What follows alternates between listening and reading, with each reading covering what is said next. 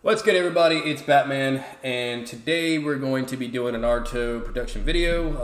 The topic is going to be ranking the Sound 4. You guys have been waiting for a good while for this YouTube side of things, and I do apologize in advance.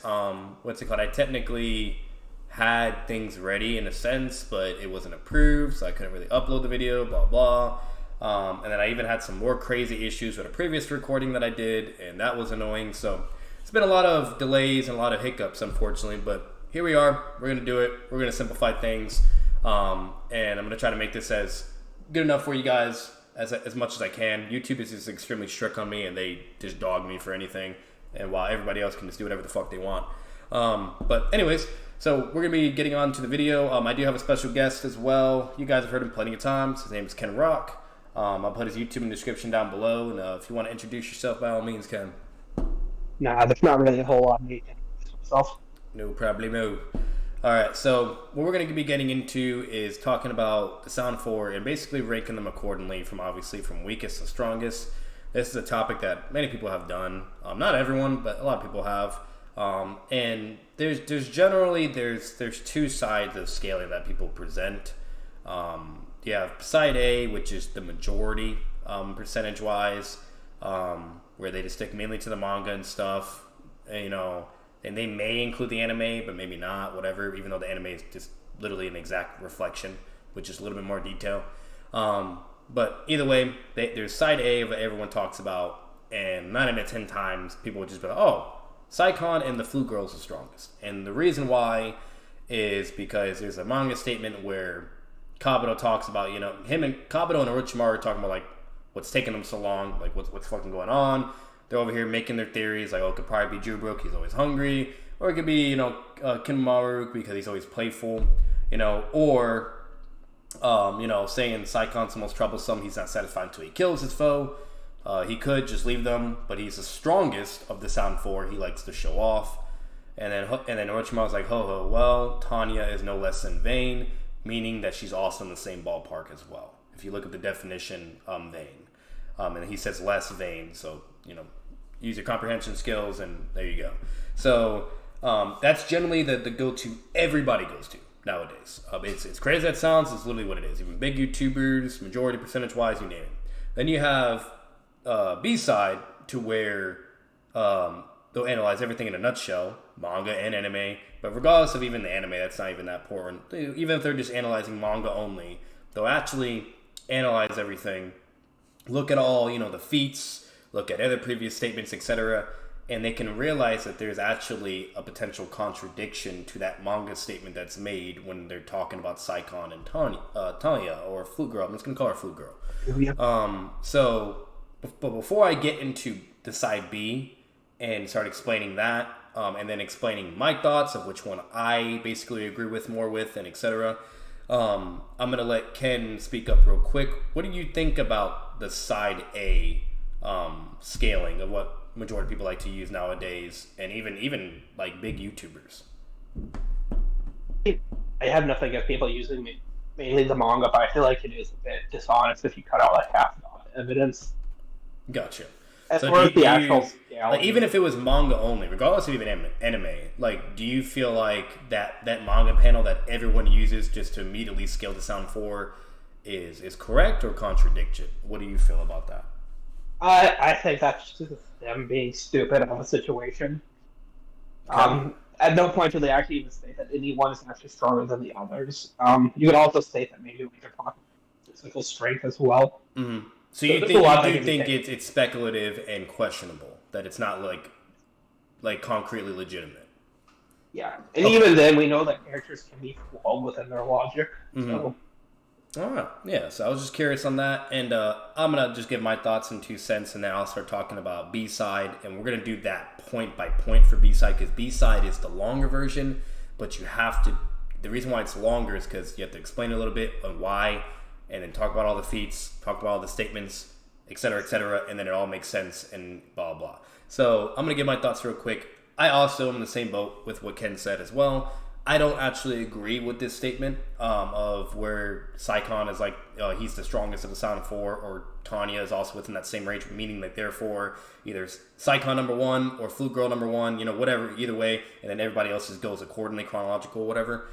I don't think that's the case either, because if that was the case, then you would have either Saikon or Flute Girl, doesn't matter, but I'm just going to make it simple. Saikon, Flute Girl, and then Spider-Man, and then Jubaro.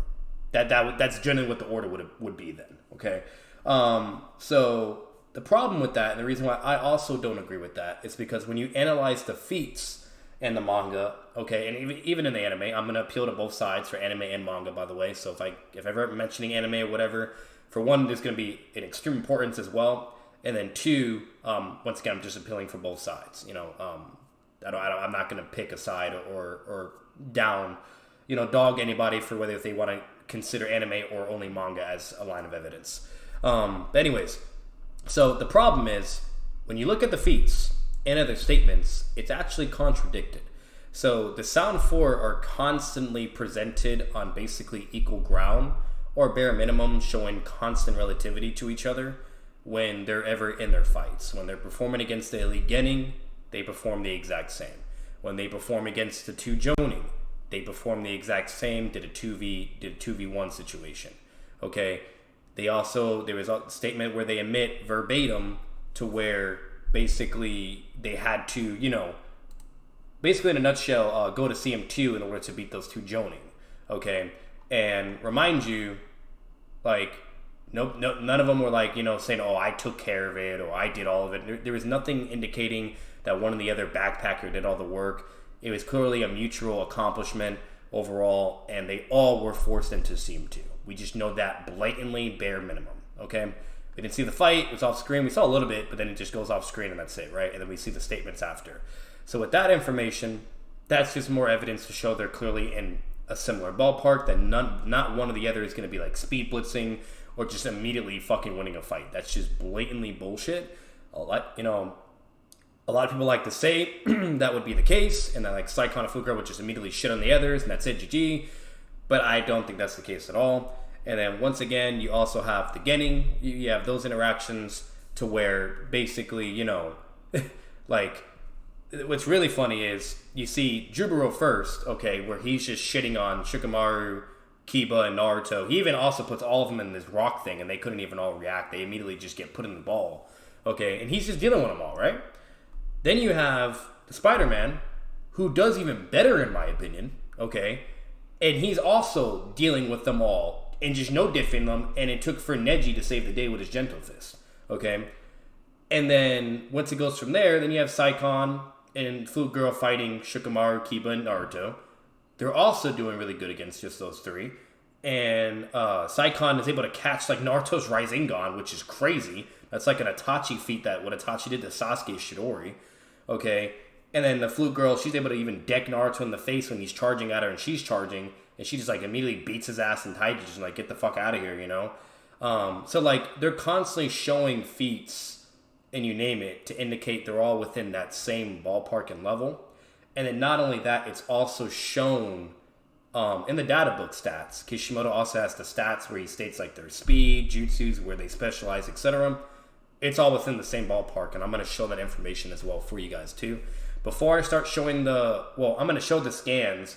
I'm going to let Ken give his thoughts on that so far to see what he thinks, and anything he might know of and bring up as well. And then I'll continue going along and explaining further why their scaling is just in a similar range, and none of them are just outscaling one another or just blatantly speed blitzing. So, well, realistically, because let's look at the smarter end of this. If you have someone who's just massively weaker on a team, it's very easy for that individual to bring down the entire unit. Yeah. Especially when you have someone on the ego of what the Sound Ninja 4 are. So that just doesn't make any sense. We also see that they're generally able to fight alongside each other as well. Exactly. And another thing too, to add to that is there's a statement where Saikon's explaining to Sasuke how everything works with the curse mark, blah blah. Mind you, these are Orochimaru's henchmen, so they have no reason to lie, they have no reason to bullshit. And he's explaining how it works, blah blah, and they've clearly been using it for good while. So they have plenty of experience and knowledge with that too. And he basically tells Sasuke verbatim, you will probably gain a power equal to ours, and yet within minutes of awakening to control the power of the second state, aka CM2. So you have that as well, to where like, clearly we know like they get a 10 times, multiplier with their chakra when they go into CM2. We know that, it's stated like twice. And but either way, Saikon basically says they're all equal to each other still. Or just be equal to their power. Like nobody has like something to where like they just go CM2 and they're just way, way more crazy powerful, Now for Sasuke on the other hand, that's the only thing, and I'm not really going to talk about that, but I'm just bringing that up as a relation to the Sound 4 mainly, and to correlate to the simple notion that even when they're using their curse marks, you name it, none or either or is just going on some crazy scaling level now, to where maybe that's why somebody could be able to argue in favor for side A, to where like, oh, that's why they're saying Saikon or Flute Girl is the strongest, because if they just go CM2, it's over, GG. Like, they just get speed blitz or just outscaled. And that's not blatantly the case at all either, because we see them go CM2, and they all were exhausted and performed the same against the two Jonin. And then obviously, etc., further along, when they get their 1v1 fights and all that, it's just all within similar, ranges of effort. So, but what do you think on that, Ken? On that statement with Saikon explaining to Sasuke about CM2 and how the curse mark works and stuff, like the power. I don't know if that actually helps to do any scaling for them, to be honest with you. It does show that realistically their amps should be relative. Yeah. So their amp forms should be in the same order of how they would be placed. Yeah. Exactly. So basically, with all that being said, we're going to start from beginning and then go to end in order to really simplify this for the B side of a line of things, and to show why it's a contradiction, and that solely basically what we're saying in a nutshell is it would practically boil down to their abilities in jutsu and their intelligence of who would be able to win in 1v1 fight scenarios, and therefore by that logic who would be over who. That's generally what I'm going with. I'm assuming Ken's also going with that direction as well. And then that would justify the ranking of who's the strongest, and that's all side B is. Like, this is not just me and him either. There's many, many people that agree with this as well. One person you guys may know is Daigonai, even though he's not really a good person to reference because he'd be making a lot of sus and crazy videos, but he does have really good go-to videos too. Like, he made a video of why the summoning path of pain alone would destroy Kakuzu. That was a great video. He made a video also ranking the Sound 4. Similar thing. He was on the side B and explaining blah blah yada yada, you name it. Now, what was funny about him, he didn't even mention the manga statement that I was talking about to appeal for all sides and to be generous for the side A of why people think Saikon or Flute Girl is the strongest. He didn't even mention that at all, which I found that really funny. He didn't say shit about that. He just started giving his scaling, going mainly side B, blah blah, explaining, and then gave his order and yada yada. So, like I said, it's not just us. This is a thing. This is legitimate. It's two sides. You have side A, side B. That's it. Simple. And the next thing we'll get into is going to be their interaction with Sasuke. So, as we all know, the fight goes, they're all fighting Sasuke. They all go pull up, and Sasuke's like reacting or whatever. They're all in base. And basically, they all use substitution or whatever, and then it picks up for there. Now, one thing that's funny about this is a lot of people try to downplay the Sound 4 and now be like, oh, the Sound 4 are getting level, or the Sound 4 are now like fucking dog shit, or like base Sasuke with no Sharingan can just destroy them. Like, there's some crazy dishonest rap bullshit from that alone, and where people are like, oh, they were forced to use substitution. Like, it's blatantly bullshit. All because you use substitution doesn't mean you're weaker than your opponent. All that actually shows is you have enough speed to basically deceive your opponent, and you're just testing them out and giving them a feel. That's it. You know what I mean? Like, and that's all they were doing. If you even analyze the context and the emphasis of that whole fight, they were just feeling him out and just curious to see what he can do. And then, okay, all right, cool. And then they get serious, and then they just start destroying him. So, well, that'd be like saying Kakashi was forced to use substitution against Naruto, therefore Kakashi like trash. Exactly, and I was actually dead ass about to say that, Ken. You read my fucking mind. Literally what Ken said. That's like saying Kakashi in the Bells test is weaker than fucking Sasuke because he used substitution jutsu.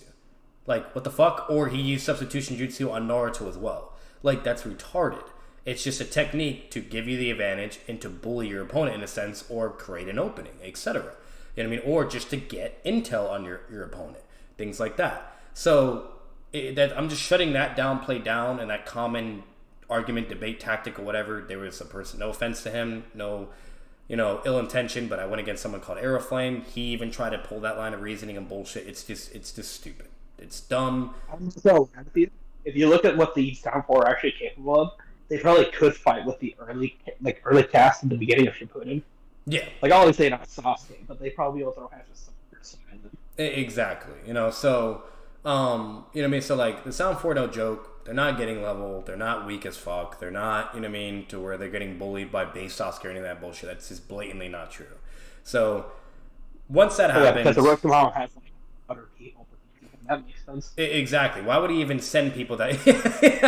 like, why would he send fucking 4 people to go get Sasuke that they couldn't even do the job? You know what I mean? Like, because Orochimaru knows how stubborn Sasuke is, too. You know what I mean? Like, he knows how much of a dick he is, and he knows he was still in that confliction period to where he was kind of, like, still stuck between choosing either the leaf or just going full-on revenge mode, no matter what it takes, So, that's just dumb. That doesn't make any fucking sense. He also knows that Kakashi's protecting him as well. Exactly. You know what I mean? And he sent them to go get Sasuke for a reason, because for one, he knows that they could do it. 2, okay, they would show him the power gap as well. That would give Sasuke even more motive and incentive to join Orochimaru, because he's over here getting bodied and no diff by these Sound 4. Okay? And the reason why that's further proven, to now elaborate further, when the fight continues, Saikon has his one-on-one moment. They're going whatever, blah, blah. He's just like, he's holding back and he's just kind of feeling him out and having fun with him. And then he gets serious and immediately shits on him. Okay? And then Sasuke gets mad and gets butthurt that he's getting bullied. And then he goes see him one. He gets shit on again. Now, granted, Saikon did have to go see him one. Maybe he could do that without it, but let's just be, generous and go with what was presented. He did have to use CM1, and he immediately shits on Tutomo CM1 Sasuke, which is very impressive.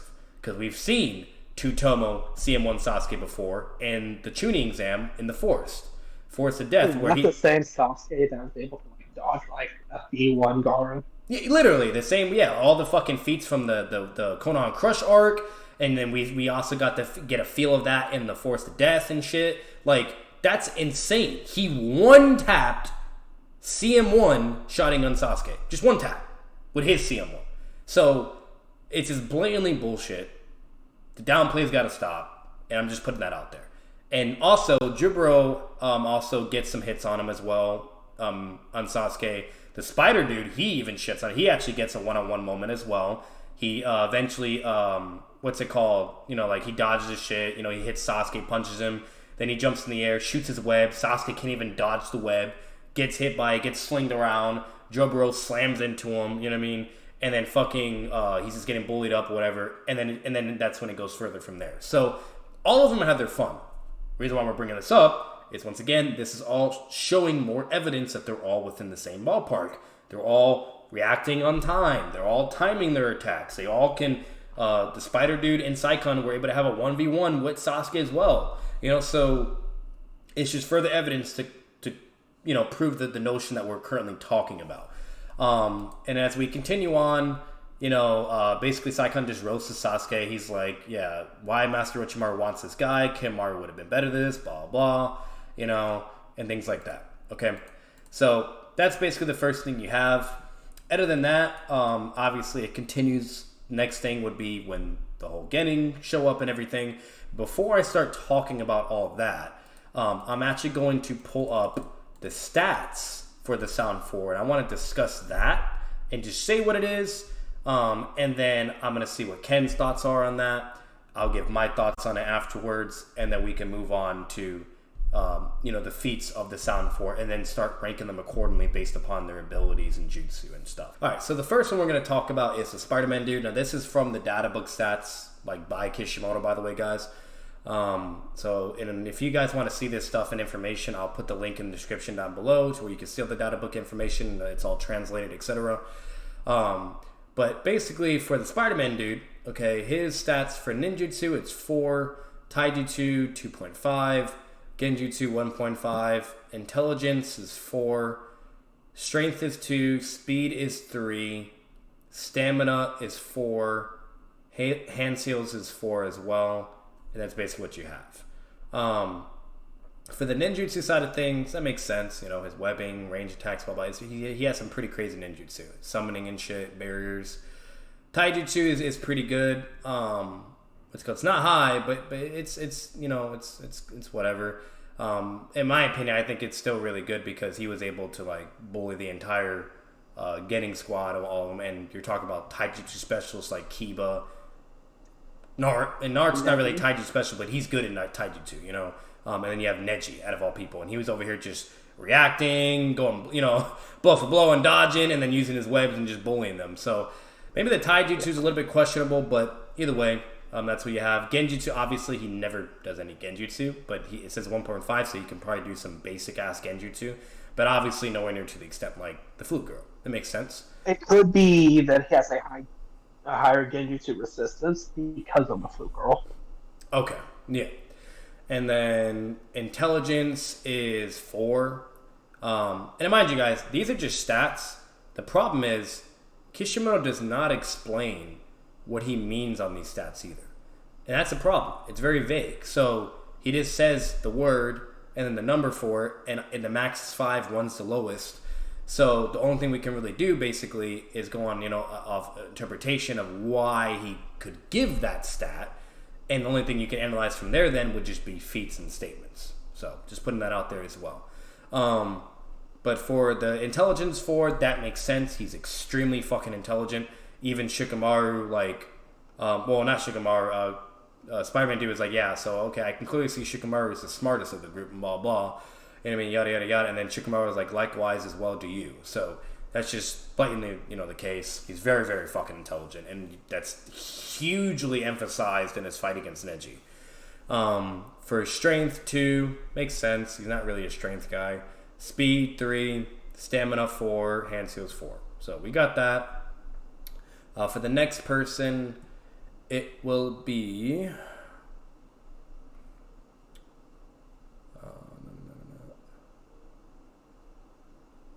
Oh, this is fucking Kimaru now. Fuck him. That man's God. I think Kimaru is just a Kakuzu. Yeah. Alright, so this would be Saikon. Okay. So for Saikon, his ninjutsu is 4, so the same as the spider dude. Taijutsu is 3. Actually just a 3. Taijutsu is 3. So better than Spider-Man Taijutsu, but that makes sense. Like, he's more of a Taijutsu guy anyways. Genjutsu 1. Once again, that can either just be him knowing basic Genjutsu or maybe resistance. We don't know, unfortunately. Intelligence 2.5. You know, that makes sense. He's kind of like really emotional and, you know, very bloodlusted. You know what I mean? He's kind of like a Naruto and Kiba, very impulsive. So, you know, he ain't the brightest side of the you know. But he's smart in, like, knowledge, but not when it comes to, like, you know, combat analysis or, like, a strategizing, I guess. I'm pretty sure that's what that's inferring to. I don't know if you agree on that, Ken, but I think it might be implying to the fact that he's actually surprisingly a prodigy when it comes to combat. Mm-hmm. In the same way as Naruto, because he was able to master the Rashomon summoning technique. Yeah. Which is like the technique of the first Hokage. Yeah. But I think it's more just his ability to, like, learn, like, techniques. Gotcha, exactly. And then his strength. And outside of that, I just don't know him. Yeah, his strength is 3.5, so it's like a little bit more higher than the spider dude. Actually, let me see. What was the spider? His was. Spider was 2. Spider-Man was 2? Yeah. Oh wow, It was yeah. like a 2. Yeah, it was 2. Yeah. So yeah, that's actually more higher. I thought it was only a little bit, not like hugely like higher, but 1.5. it's more. Yeah. But that, once again, that makes sense. Like, the motherfucker, what he has, like, you know, like some, like, he's basically a taijutsu guy, and you know, the twin to enhance all his shit and everything. So, and he probably has, arguably, I guess, this is contentious, maybe better chakra control compared to Spider-Man dude, because we do know you can use your chakra to enhance, like, your strikes too. Yeah, I would say Kimaru has better chakra control. Okay. But that's just me. We can No. get into that later, though. Yeah. And then speed for him is 3. That is the same. So you guys can already see a trend with that, which is just correlating to the simple notion we were presenting, earlier, that clearly they all are on the same fucking speed ballpark. You know what I mean? So once again, there's no speed blitzing. There's no, speed blitz one-shotting bullshit or any of that crap. Like, it's just, come on. You know what I mean? So, stamina is 2. So wait, wow, I think his stamina is way worse. Yeah, it's because Team Rocket with like a 3. But their hand skills are the same.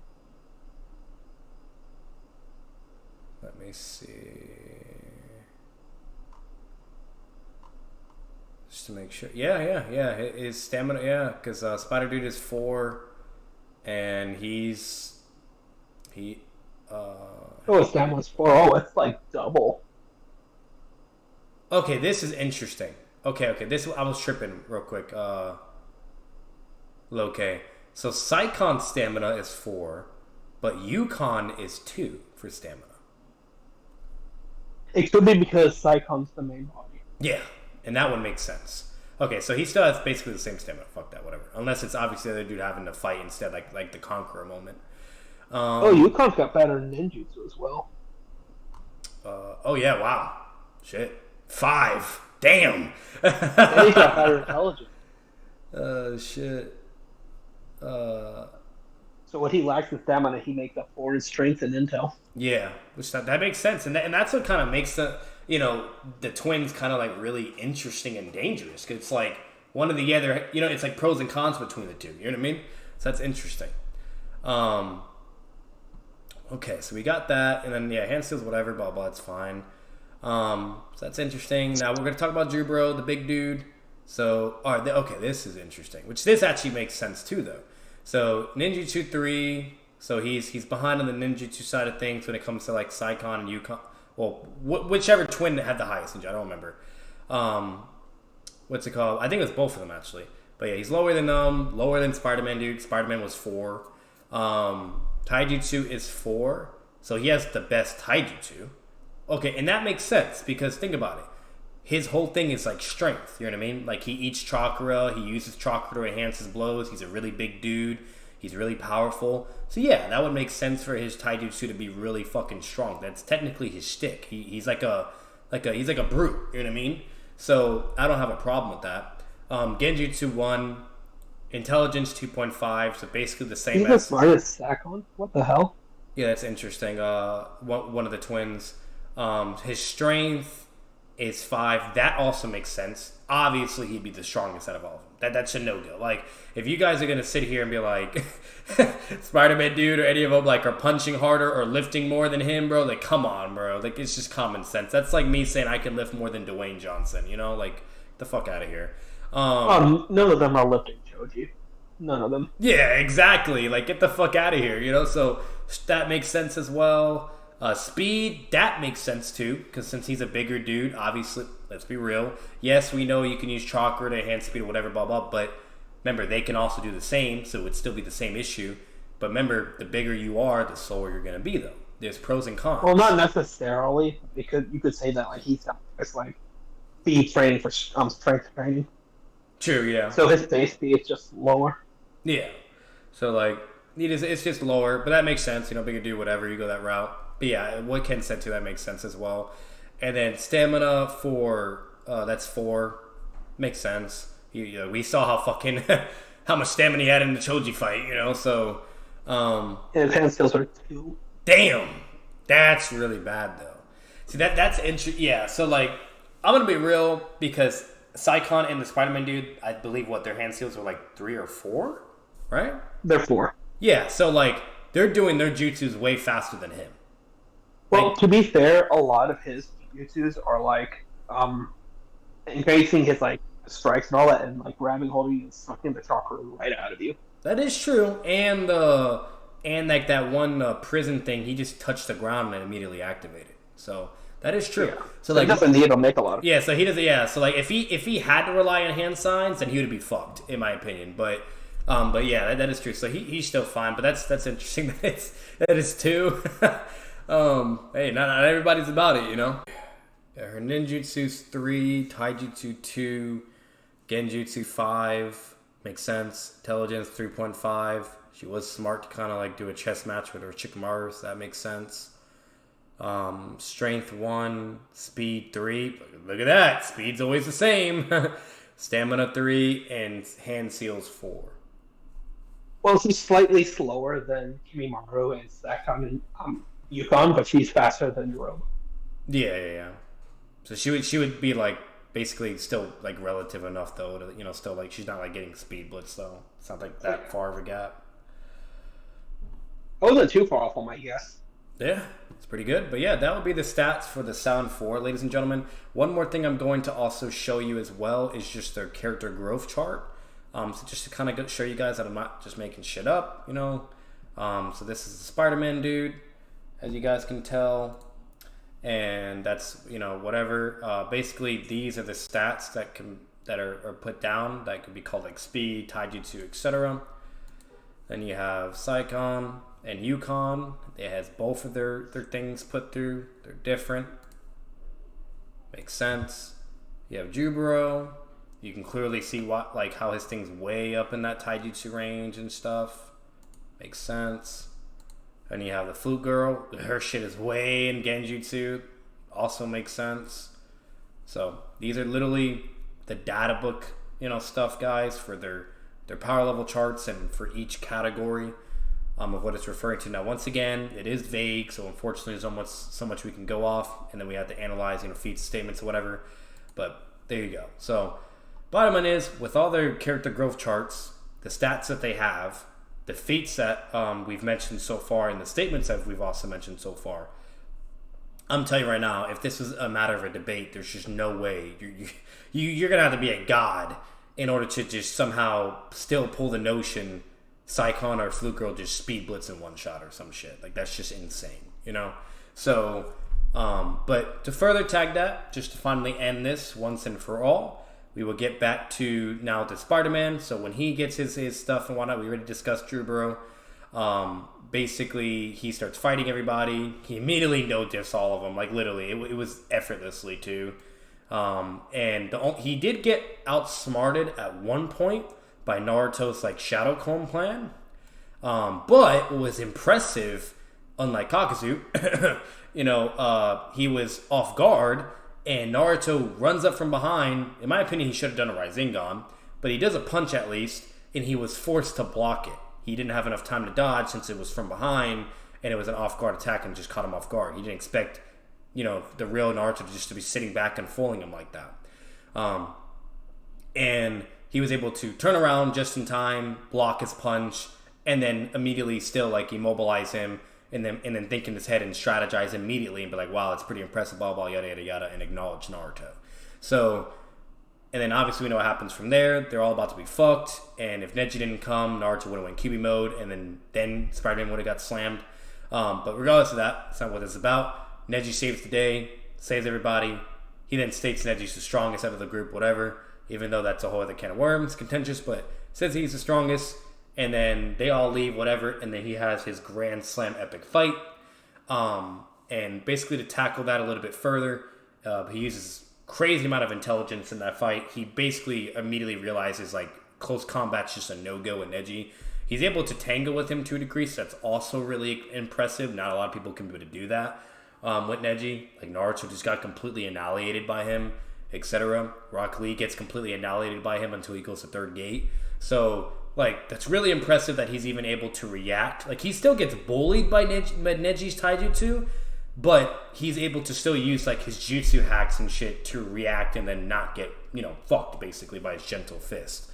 So that was still impressive. He was also even, using all his webbings just in base to kind of contest Neji, and they're just going back and forth like some Dragon Ball Z Ki Blast type shit. And then it goes further from there. And before we talk about CM1 or CM2 for the Spider Dude, what are your thoughts overall on base Spider-Man, Ken? With everything he does in the Getting team and Neji. He's very calculative. Yeah. Neji was able to figure out the best way to counter the rotation after seeing it the one time. He was able to find out about the fly spots. Yeah. I know that he shows more of these feats later when he goes into K-Team and all that. He's actually mathematically extremely smart as well. Insanely, yeah. I was like, that motherfucker. He was solving like mathematical equations, dude, and doing all this calculation and shit to like get a dead-on hit on the blind spot. Out of all fucking things, something like super small, very narrow, and even harder to hit because Neji's moving, which that's also stated verbatim, you name it. Like, and he's able to do all that shit, use his abilities, and have like 100% fucking accuracy, and then eventually even 120% accuracy. So yeah, like, I'm sorry. I'm pretty sure you can agree with this, Ken. Nobody's replicating that feat that he did. Not Saikon, not Jubaro, not fucking even the Fluke Girl. Like, to land an exact precision strike on Neji's blind spot like that. I just don't see that. Oh no, it's not happening. Yeah, like, you know what I mean? Like, and not even Naruto could do that. And like, not anybody. You know what I mean? Like, you would have to be obvious. You would have to be able to outscale him completely and just hit his blind spot or whatever. You know, which that doesn't even matter because if you just outscale somebody, like, they can't react anyways, whatever. But let's say he could react, right? Like, you just have to outscale him in that, like, way, like, travel, whatever, blah, blah, and then just hit his blind spot, then he's fucked, you know, and he gets hit or whatever. But either way, like, that's just crazy. It's a feat alone. But to dive into that stuff further, you know, then he goes into CM1 immediately, and he's like, all right, well, I'm game. Close combat's a no-go. This guy's really strong, whatever. I'm going to test him and start feeling him out and just start strategizing. And that's what he does. He goes immediately to a distance. He hides, which is also really impressive because most ninja that are actually very talented and strong also will hide and gather intel, etc. Kakashi's done it. Itachi's done it. You know, so like it's, you know, it's not like an anti-feat or anything or bad. That's smart, you know. Well, I think Obito's whole stick at the beginning. Yeah, you know. And so he does all that. He's strategizing, you know, obtaining all this intel, whatever. And he's just bullying Neji, bro. Like, he's giving him the worst fight of his fucking life. Some kryptonite, you know, shit. And just, you know, nothing but webs, summoning all these crazy-ass spiders. And it was a great fight. We all know how it goes, right? And then when it gets to CM2, he goes to that. We see how that works. Bro, that motherfucker, not only is that technique, like, super insanely fast, but when you watch the anime, or just look at the manga scan, you could see the entire fucking force just getting obliterated by the force. Like, that shit was crazy strong, you know? And then it's going over, like, a huge distance in a short amount of time, and so fast to where either Neji couldn't do rotation, or he was just low on stamina and so hurt already, and low on chakra, where he just couldn't or whatever, because that is a high chakra-inducing technique. But regardless of either way, he's able to hit Neji with that, and then do some pretty good damage. And, like, it's a strong technique. Like, if you get hit by that in close range or medium, you're fucked. You're fucked. You know what I mean? Like, so I'm just putting that out there. You know what I mean? If it's at long range, you have obviously more of a chance to maybe dodge or maybe whatever, maybe here or whatever. But, like, then again, like, it's just, even at long range, like, that shit's, like, really fucking... you know, hard to probably even dodge or whatever if you're in like that similar level, why not? Unless you got like the Byakugan, or if you're looking in that direction and you have a shotting gun, great, you have a chance. But like if you don't, bro, I don't know, like, you know. So, but we'll talk further on like once again on how the other Sound 4 are gonna react in 1v1 situation, whatever, blah blah. I'm just kind of elaborating further on like on how crazy that technique is and how strong. But overall, that's just basically as much as you have for Spider-Man. The only thing I really left out was like he has like that weird armor thing where like chakra can enter through to it. That's also really interesting. But you know, other than that, what are your thoughts overall on him before we move on to the next, Ken? Another thing that I think is important to bring up when we're talking about because we're talking about their skills and ability right now, I'm assuming. Basically, yeah, just each character, and then we're gonna start ranking them and say why. Yeah. He's got that armor that he can put on himself as well, which is strong enough that he can stop like the Gentle Fist. It's insane. like now, real question is though, if he does that armor, you know, like obviously, I'm not gonna talk about it yet, but like this, I do want to bring up real quick. Would the Genjutsu work on that? It would, right? Because he can still hear. Because he still has to be able to hear and see all that. Yeah. But it's going to help with the more physical type attacks, which we can get into. Yeah, exactly. Okay, I was just curious what you thought on the Genjutsu and how that would interact. But all right, because you so still need to keep those sensory organs set up. yeah, Because they're exactly. still set up, then they can still be obviously messed with. It's not like Exactly. So overall, that's him. We're gonna move on to the next Saikon, and Saikon's pretty straightforward in my opinion. There's obviously two people of him. He's incredible at taijutsu, incredible at jutsus. You know what I mean? He can, like Ken said, can summon that big ass thing. We know how fucking strong that shit is, and everything. Now I won't say it's like first Okage level. You know what I mean? Like maybe like with Hashirama using his chakra, he can even make it better or something. But then again, that's all contentious. We really don't know. For all we know, maybe it's the same fucking scaling. We just don't know, unfortunately. There's only so much you can go off of. But it's just not. Yeah. So Kabuto, Kimo do that thing. It's not the same as the first. We'll be able to stop when no one else. got you. But it's like it's really fucking impressive. Actually, I don't think it's the same either. I agree with you, Ken, because we see Kiba make a dent in it. And then the Nine Tails. Full power Nine Tails Tail Beast Bomb from Hashirama, it just went through it. You know what I mean? Like completely. But like it's like you're telling me like Kiba's thing can make a dent in Saikon or Yukon's thing. You know what I mean? Like that's pretty. That's nowhere near. What's that? That was a modern enhanced Pichu bomb, and it deflected it. Like it didn't stop it, but it helped deflect it. Yeah, it changed like the trajectory, and that's just crazy for it to even do that. So I do think there's clearly a difference in level. And then Orochimaru, he did it against Four Tails, but it didn't do shit. It got obliterated. It got obliterated. But let's be real.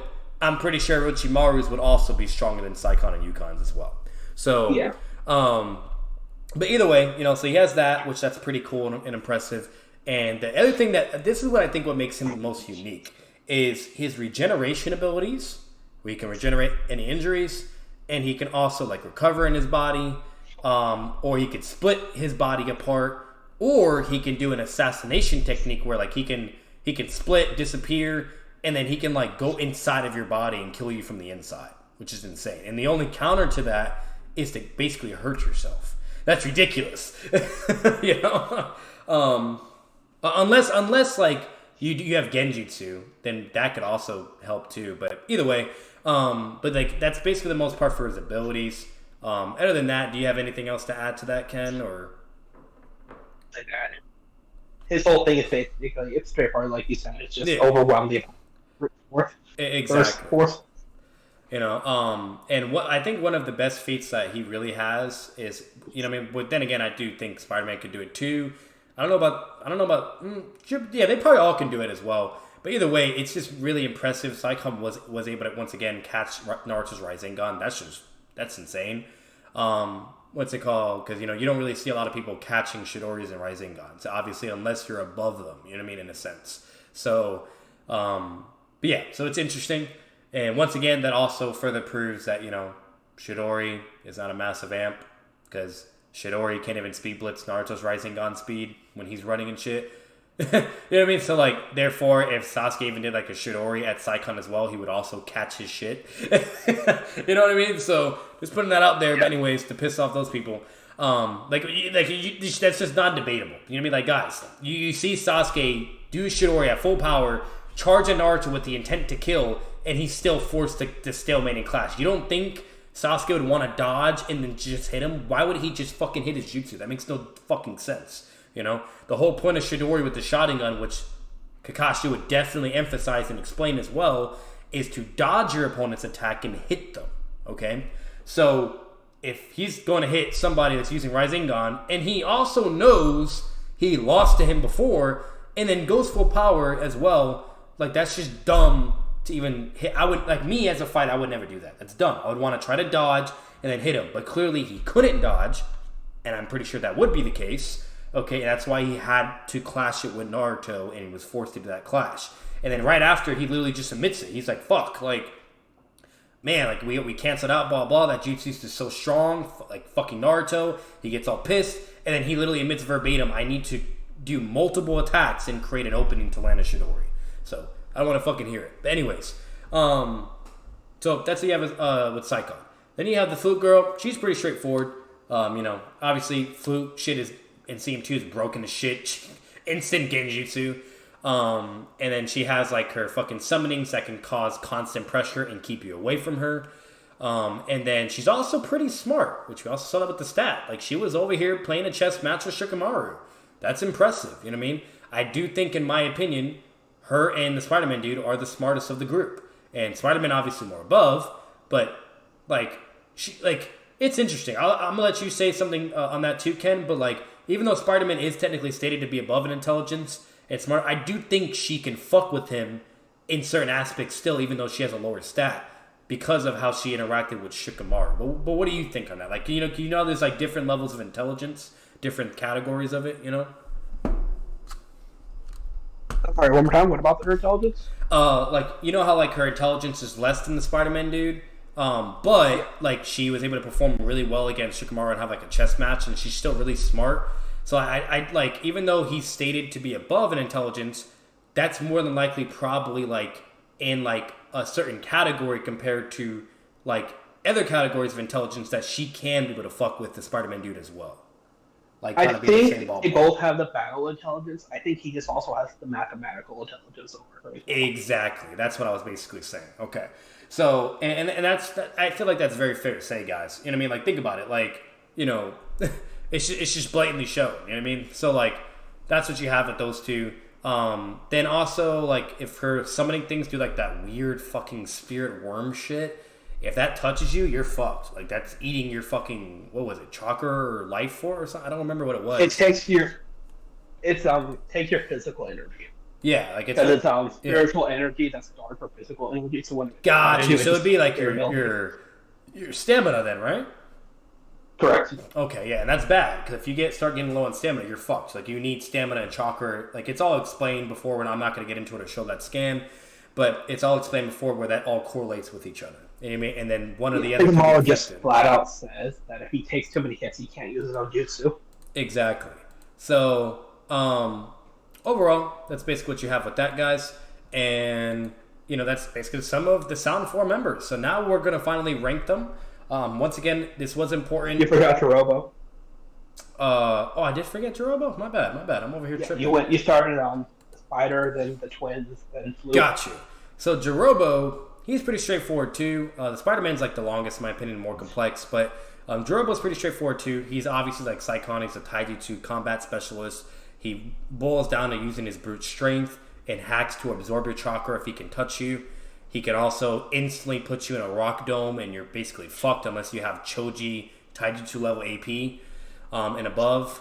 What's it called? Not even Neji could get out of that. Not even fucking Kiba. Not even, nobody. You know what I mean? It would take like probably QB Naruto, like full, like maybe like the one we see like in the Valley of the End to break it, maybe, or only Choji. Like, Choji's just that guy. He has strong taijutsu, bro.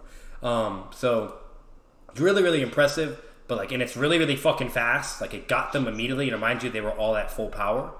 That the Sound 4 weren't, but the Getting were, and they immediately got put in that they couldn't jump out, they couldn't react to nothing, So it's really impressive.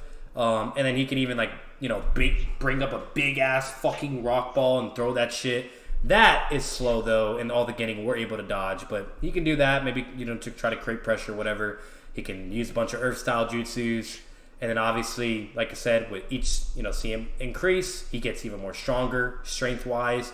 His jutsus will get stronger, just like any of the other Sound 4 members as well. And that's basically the sum of what he can do. And then not only that, one thing I will say too, his durability is impressive. I do think his durability is more impressive compared to the other Sound 4 members.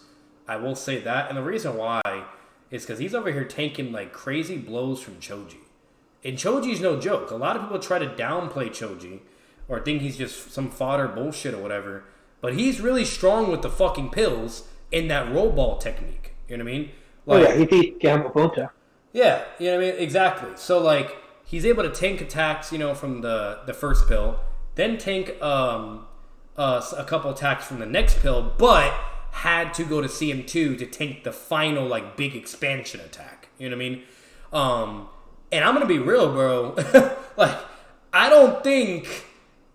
if the Spider-Man dude was there, Flute Girl or Saikon, and Choji expanded that big and landed on them, I'm sorry. And even in CM2, I don't think they're tanking that. But what do you think of that, Ken? Saikon and Yukon will probably be fine. The other two probably won't. Yeah, and that's fair too, because they cannot But that's because they can just go into it. Yeah. The regeneration is pointless. Actually, yeah, that's true. Yeah, because they imagine Choji goes a dive bomb on him, and then he just hacks and goes inside his body, and Choji's like, "Where'd he go?" And he's like, "Hello." But yeah, so that's fair. Yeah, Saikon can just do it more like the hacks. But if he got hit dead on, do you think he's surviving that? I don't think he is. No. Yeah. So that's what I'm saying. Joburo's durability, I do believe it's greater. He has some strong durability. The only thing. We'll talk about it, but I'm just gassing him up because I do think he has impressive durability feats. And then when he's in CM2, he also tanks a couple blows from one Red Pill Choji. Now, obviously, he can't. I'm not gonna lie. What's I don't think his durability is gonna matter. What's that? I don't think Jirobo's durability is gonna matter. I'm not gonna lie. Better than the Sound 4? Yeah. Well, I think it's great, but I don't think it's gonna matter. Oh yeah. Absolutely. Yeah, absolutely. I agree too.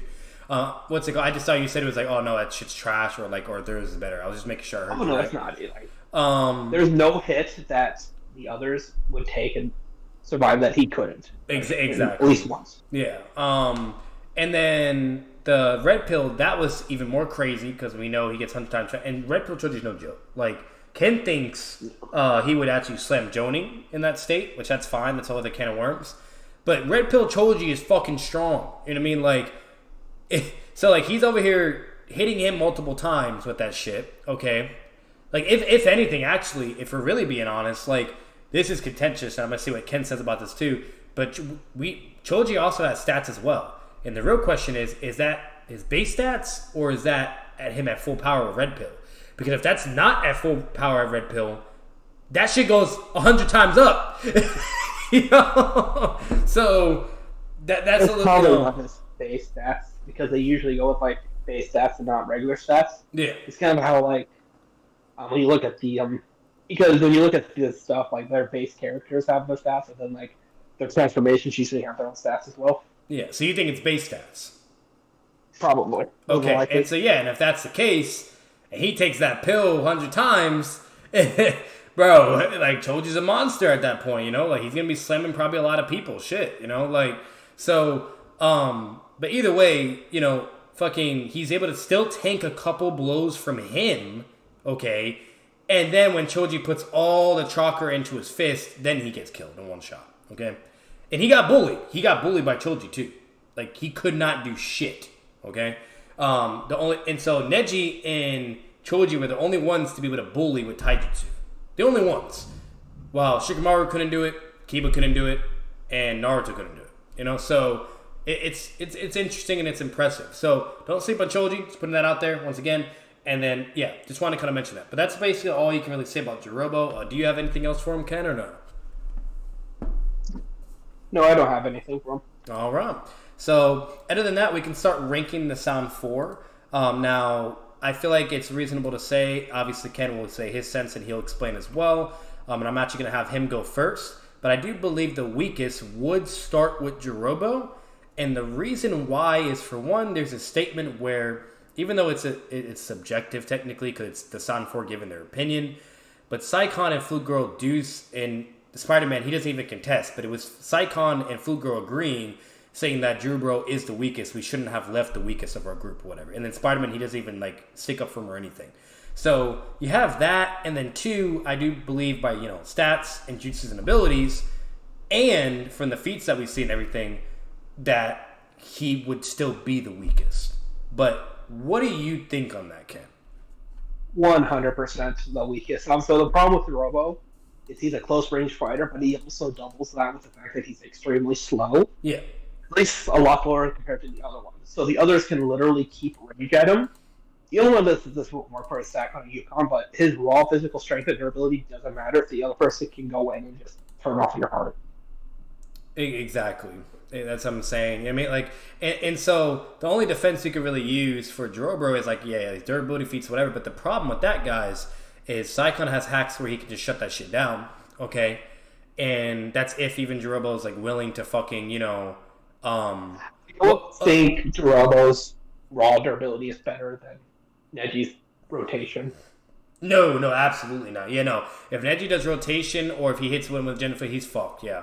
So, what's it called? Yeah, no, I agree with that too. But yeah, the Saikon's hacks would shit on him. Like I said, he can, like, this is what he could easily do. He could split his body, the other one disappears, right? What the other one's in front of him. The other one goes in his body. Jirobo's like, oh fuck. And even if Jiro wanted to like maybe pull a Kiba and try to hurt himself, because he doesn't have any Genjutsu, okay, at least that we don't know of. And even if he did, it'd probably be weak as fuck, and the other guy could just cancel it or whatever.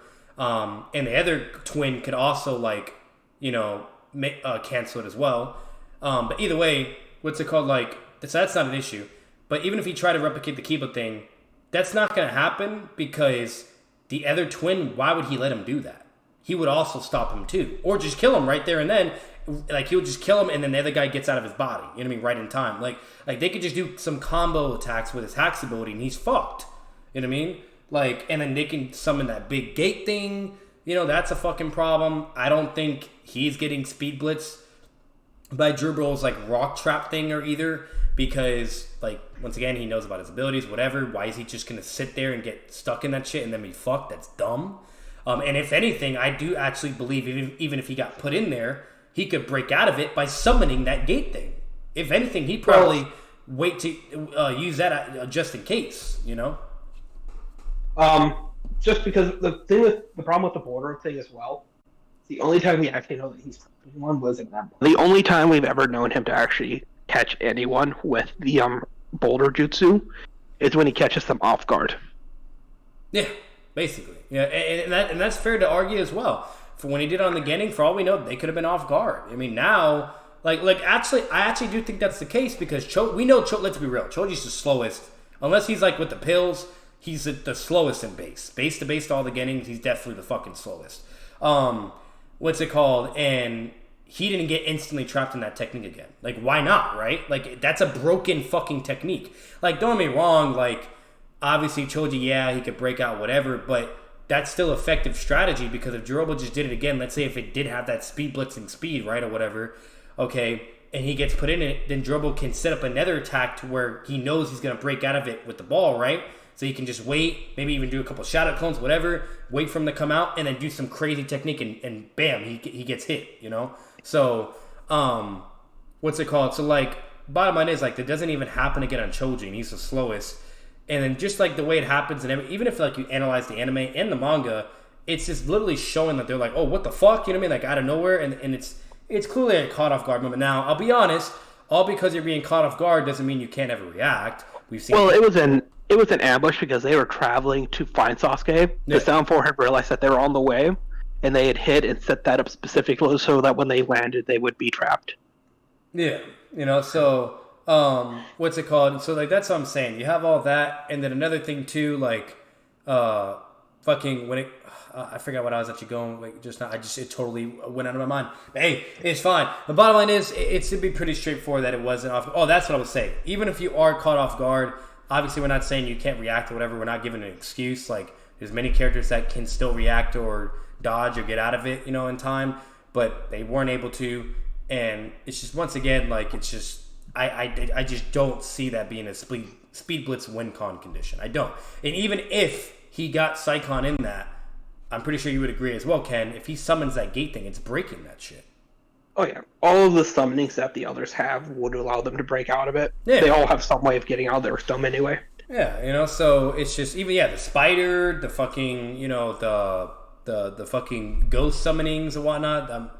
That's contentious, but I'm pretty sure they could probably do it. Wouldn't surprise me. Or better yet, she's got those the spirit 3 things. Big summonings as well. Yeah, they can just phase through it. So, but. And not only that, I'm pretty sure if she did the flute Genjutsu, that could go through the rocks, right? Sound she would have penetrated through it. Actually, yeah, we know it can because they were talking with him. Yeah. So sound goes through, like, so it's just like, it's just not an effective win con. You know what I mean? So that's out of the window. So that's Saikon. Spider-Man, come on, guys. Webbing. You know what I mean? Like, he's not breaking that shit. what's it called? The webbing, he's just fucked if he gets hit in that, and he is the slowest technically, so he's definitely going to eventually be caught from that. And that's always his go-to. He immediately just starts spamming web shit, which makes sense. That shit's broken. The only thing that's... But even Neji got caught in that. Exactly. And Neji's fucking Taijutsu specialist and fast as shit. Fast as shit, bro. So, like, that's just... Come on. I mean, like, he's not dodging all that. And you could maybe argue, like, CM2? Maybe, no, not even CM2. But you would have to prove... that Jirobo and CM2 has the strength of multiple fucking elephants, you know, like, or some shit, and can break that shit or whatever. Because we do get... Because he's not dodging it, because, like I said, with Neji got hit with that, and that's, like, the same Neji that could, like, contest with, like, Rock Lee. Yeah. Like, I'll be generous to Jirobo. Maybe he can break, like, a fucking one string of it. But if he's getting hit by, like, a fucking whole clump of webbing, like, you know, like, when Spider-Man, like, keeps webbing over and over and over to make it more and more and more... The more webbing there is, the more stronger and more harder to break, you know? So, come on, guys. There's just no way. You either need gentle fist hacks to counter it, or you need to brutally overpower it. And the only things I see doing that is either Gates, Chidori, or fucking Ninetales Chakra. Or, like, you know, just Tail Beast Chakra. I'm pretty sure we can all think that's reasonable. You know what I mean? But not even Anbu. Like, elite fucking Hokage level Jonin Anbu. Like, well, not Hokage level, but, you know, for the Hokage to protect him, okay, they were fucked. You know, so they couldn't even dodge, you know, like, you know, so it's just, I'm just being real, like, come on. You know what I mean? Like he's kind of fucked with that.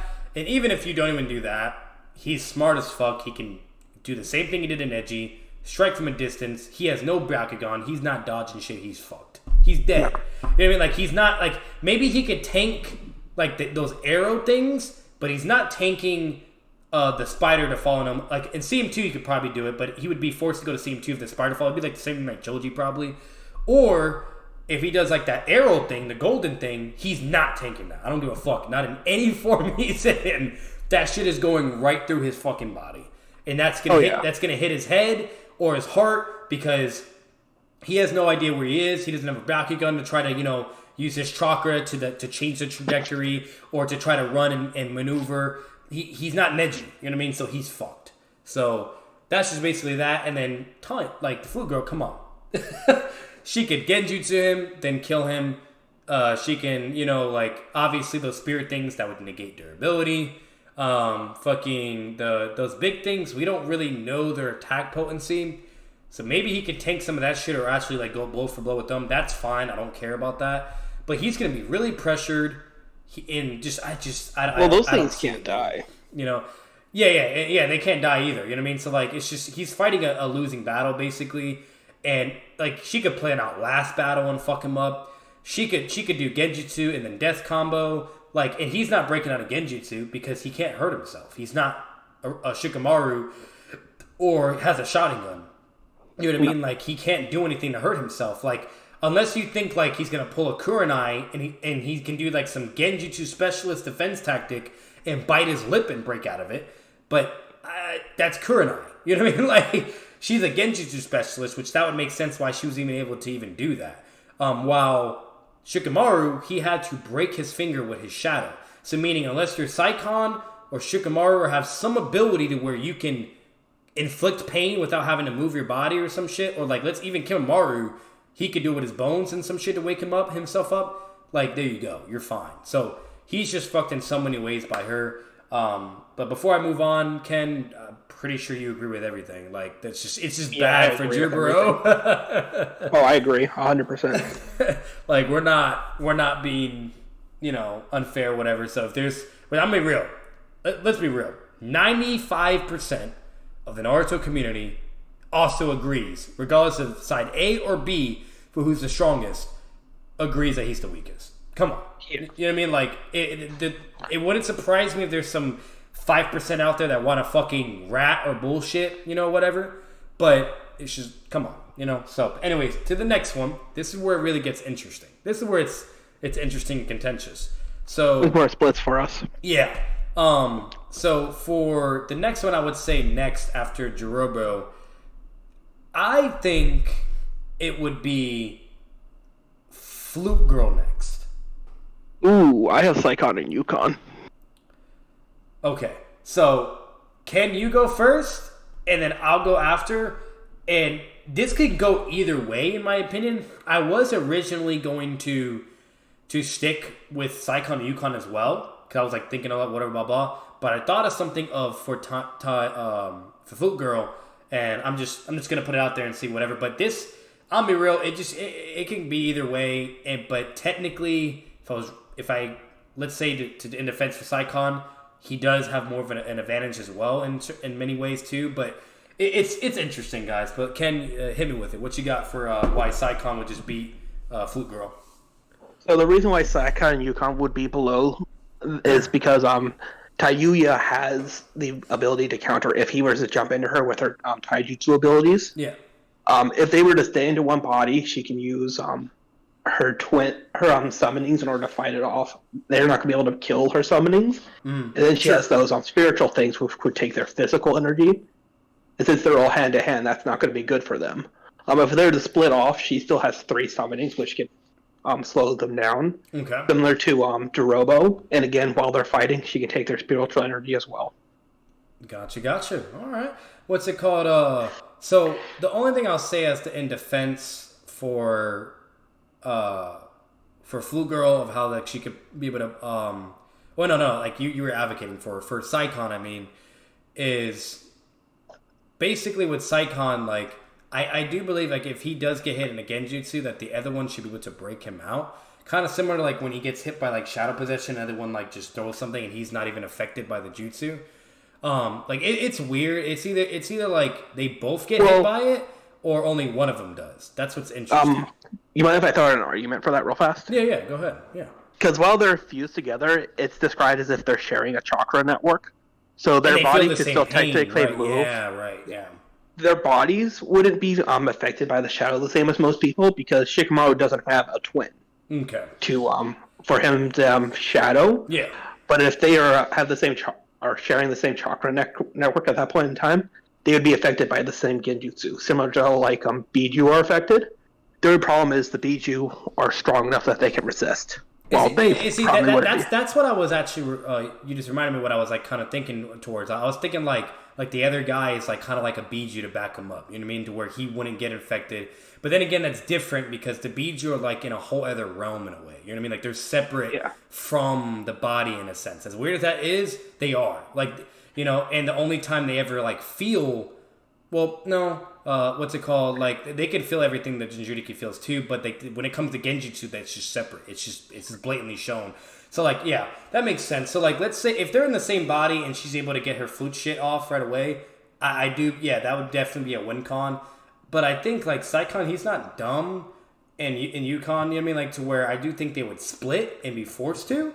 Well, if they split, that's actually going to be worse for them, because now they definitely are acceptable to Genjutsu, and they'd have 3 summonings they have to fight, all which should be more powerful than them. Well, I was thinking, like, if he does, like, that one ability where, like, he can alter his body and, like, go into shit. So, like, if he does that and, like, disappears and then, like, gets to her, then she's fucked. But then again, it's going to be hard. So, you know what? Not really thinking, like, just more possibility-wise, I would agree. I would say Psychon and Yukon next. Yeah, well, I would agree. We know they're relative in speed. So even if they were to do that, she just dodges one attack, and then bam, she has the summoning fight again.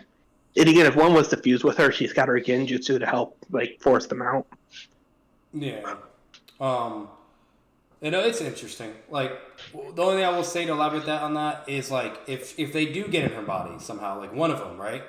She can still use, like, the other fucking, things to move as long as she's playing the flute. But if the other guy tries to, like, grab her the flute or, like, knock it away, that could be a problem. And if the other guy starts running, you know what I mean? Like, I just don't, I don't know. She might be fucked. You get what I'm saying? It's possible. But it's the problem. Possibility to even for it to get to that point, that's gonna be really difficult, So I feel you. Yeah, like I'll have a change of heart. Either way, guys, it's good. I think it's a really good fight, to be honest. But But yeah, she just has more an advantage, man. You know what I mean? Like she really does, and that's another thing. She's also super smart. You know what I mean? So she would also strategize how to beat him, whatever, blah blah. Like she was able to go play chess match against Shikamaru, and then two, she even she ran away, like she was hiding and everything, you name it. So like if she does that, like how the fuck does he even find her? You know? So like yeah, like now thinking about it, yeah, I do agree. So yeah, it would be Saikon and Yukon. Then it would be again. yeah, and then from after that it would be the Flute Girl, and then it would be. I actually have Kimimaro next. Yeah, same. Yeah, it would be Kimimaro. No, I mean I have Kimimaro, like the spider guy below Tayuya. Oh, okay, interesting. Okay, what's it called? So what's for that? What do you think on that then? The reason is because okay, so if we were going pure bloodlust, he might win, but the problem is he really would rather fight up close at first. Yeah. Which means she has the long range advantage, and if he gets hit with the Genjutsu, he's probably lost.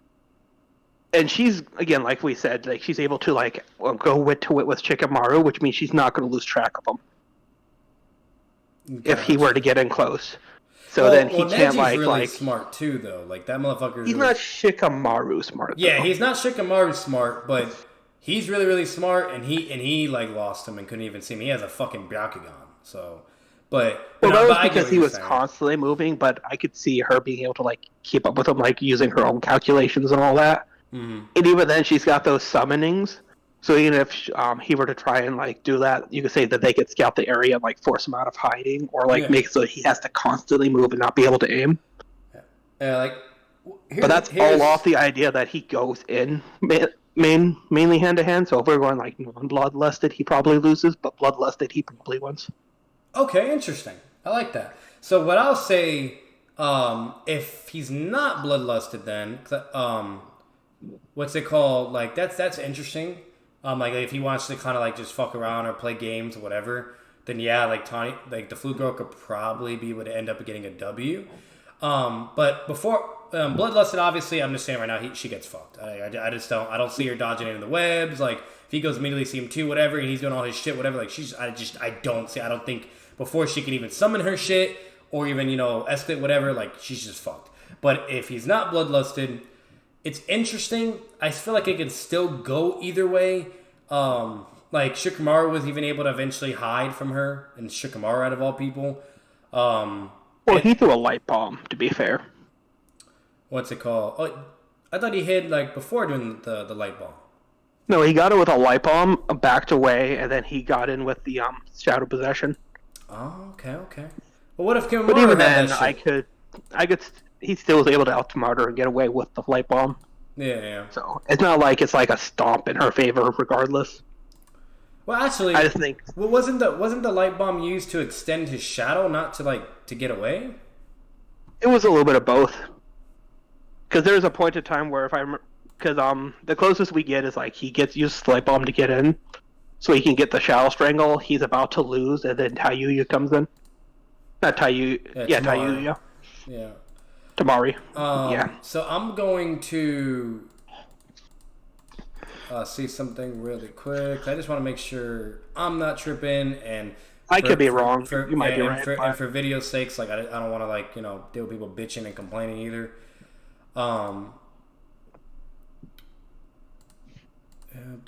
I know there's a point where he does use a flash bomb in order to deal with her. Yeah, because he uses the flash because he does a similar trick against Tayuya to extend his shadow. Exactly. Yeah. So I'm gonna. So basically, the way how I think it would go with the fight is even like Bloodlust. We already said Spider-Man wins, but even if like he was non-blusted, I still think he would win the fight. It's fine to say it could go either way. That's totally understandable. She's really smart, etc. She has great techniques. But the reason why I think it still wouldn't be a problem is because when we analyze the Spider-Man guy, like once again, he was able to immediately subdue all the fucking Gennings, you name it. And then like the Flute Girl, she's over here not struggling, but she's not able to subdue Shikamaru instantaneously. Like she has to summon her things. She's putting a lot of pressure on him, whatever. Then she does the spirit thing. And then he's dodging all that shit. And then he finally gets hit once.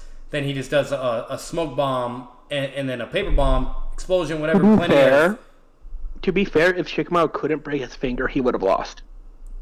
Oh yeah, that's true. So if she catches Kimimaro with that early on, he can't break his own finger or do anything like that. So he just loses as well. What's it called? Yeah. I'll give my take on that too, but what's it called? Actually, you know what? Do you think the curse mark could break them out of Genjutsu? Well, because it does disturb your chakra.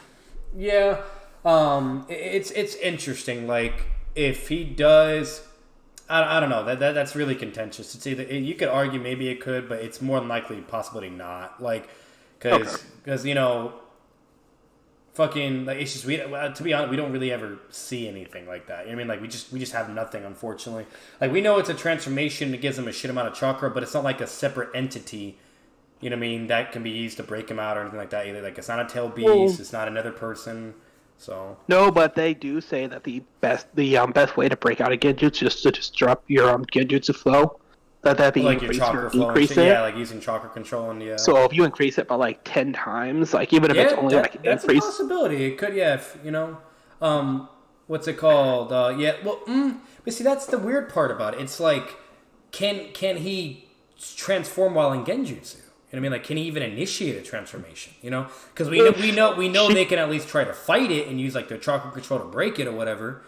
But if Shikamaru could use the Shao possession to break his finger, I can't imagine they can't transform.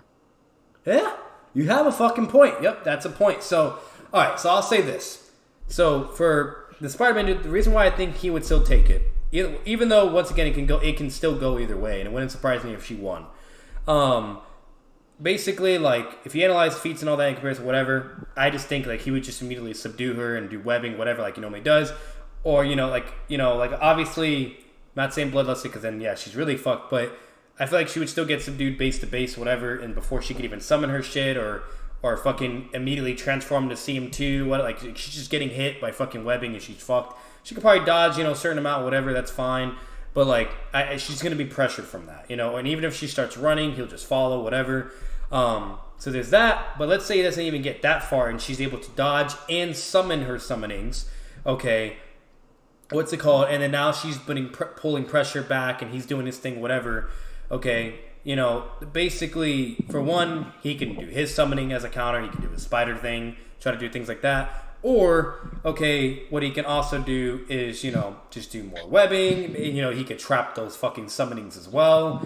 So I just feel like he has many ways to deal with anything she could throw. Now, but the thing is, if those things get stuck in webbing, they can still do the spirit shit. That he can't web. So he's going to still have to deal with that or figure out a way how to get rid of those fucking things, but I don't think they can die or poof away. Like, I don't know. Then she what do you think on that, Ken? Like, do you think they can be destroyed or no? I think they can be destroyed. It'd be weird to say they couldn't, but the biggest problem is it's like the pain summonings where they could just be resummoned. Yeah, that is true. Yeah, they can resummon, yeah. So... What's it called? So even if, like, he has enough attack potency with, like, his bone shit or whatever, or obviously the arrow thing, which that would take for him to go to CM2, though. You know what I mean? Like, whatever. But, like, we're over here seeing them, like, clearly some brute fucking bronze, like, doing some Jirobo Choji shit, with their AP. And, they're over here blocking kunines and shit, whatnot. Like, so it's, like, it's interesting. And I'm pretty sure we can all agree, even CM1 or base... His little bone hardening things are like kunines. You know what I mean? Like, they're not like some crazy god tier piercing shit, I think they're slightly above kunai. I'm not going to lie. I don't think they're like crazy levels above. Yeah, but like that's fine. They could be above kunai, but not like crazy enough to one-shot them, Oh, no. Yeah, you know what I mean? Like, so it would take for his full power, which would be only utilized in CM2. And there you go, whatever. But, like, bottom line is, like, and let's say she goes CM2 as well, okay, whatever, and he's not, like, acting in character, maybe, like, fight from a distance or just at a medium or something, I don't know, or just hiding, what's it called, like, fucking, let's say he gets hit by a Genjutsu or something, because I'm going to say this, too, even if he does hide, he can still get hit by Genjutsu. That is a thing, too. So, but anyways... Basically, if what could happen is if he gets hit, I do think he can use his webbing and just break his finger as well. Or, like what Ken was saying, it's contentious. He could probably use his curse mark and then just do the chakra thing and just break it. But what's interesting though is it's all the timing. It's like by the time. There's actually one more thing he can do. I just thought of. What's that? Because he's got a bunch of spiders he can summon. If we go off the idea that he knows what Tayuya can do, yeah, he can summon a bunch of little spiders when he gets the chance, and if he ever gets on Genjutsu, they come and make him all friends. Yeah, and there's that too. So he has those methods. You know what I mean? So like, I don't think Genjutsu is going to be an issue. And yeah, we know she can keep doing Genjutsu, whatever. But like, think about it, guys. Like, Shikamaru was immediately able to get out of it. You know what I mean? And it wasn't like he got put in Genjutsu and then he just gets speed blitz and he's dead, right? Like, he was able to get out of it, and then he like played the act like he was still in it. Then she's all cocky. She gets up, which I'm gonna be honest, this was dumb of her. She should have never moved up to her. Like, for how smart she is, I don't know why she did that. She should have did something from a distance through like a paper bomb to blow up or used her things or whatever. But instead, she wanted to walk up on him, use a kunai, and then try to kill him like that. But anyways, what's it called? So, bottom line is, like, I just feel like he has ways to do it, everything still, and he would just get the W. Or, most importantly, if Shikamaru can do it, he can get away as well. Use a smoke bomb, whatever, just get away.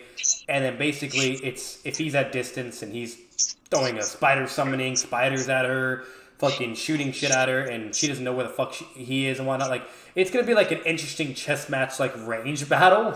But, like, it's just, he has so many ways to keep pressuring her. While even if she hits Genjutsu while he's hiding at a distance, he can just get out and it's back to square one, So it either just comes to an outlasting match, or he eventually gets the advantage. He finds her, does his accuracy shit, kills her, and she's dead. So. But once again, that's just how I think it would be in my take or whatever. So basically, as for my order, you got Spider-Man number 1, Flute Girl number 2, Twins number 3, Jubro number 4. For Ken. You're more than welcome to say yours. It still stays Flute Girl number 1. The main reason for that is it's highly contentious or stuff he doesn't generally do. Yeah. I mean, you have no reason to say he would. And without that, he can't break out of Fluke, so he just loses. He beats the Twins he's faster than them and he has the distance. Yeah.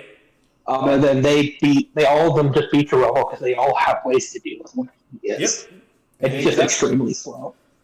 Absolutely. And there's nothing wrong with that either. And other than that, I think that's the best way to do it, guys. And that'll be the ranking for the Sound 4 video.